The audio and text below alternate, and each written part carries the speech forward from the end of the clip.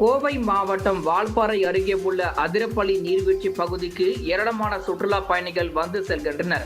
வால்பாறை பகுதியில் இருந்து 80 கிலோமீட்டர் தூரம் வனப்பகுதிக்குள் உள்ள இந்த நீர்வீழ்ச்சிக்கு செல்ல சுற்றுலா பயணிகள் அதிக ஆர்வம் காட்டி வருகின்றனர்.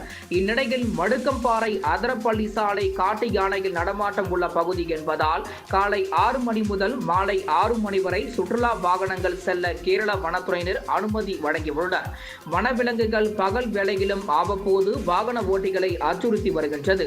இந்நிலையில் நேற்று மாலை அங்கமாடி பகுதியில் இருந்து வால்பாறைக்கு 2 கார்களில் சுற்றுலா பயணிகள் வந்ததாக சொல்லப்படுகிறது. அதில் ஒரு கார் பழுதாகி நின்றதால் அதை சரி செய்ய மற்றொரு காரில் சால்குடி பகுதிக்கு சென்று மெக்கானிக்கை அழைத்து வந்தனர். அப்போது 5 யானைகளின் கூட்டம் காரை உடைத்து சேதப்படுத்தி தலைக்கீழாக புரட்டி போட்டு சேதப்படுத்தி உள்ளது.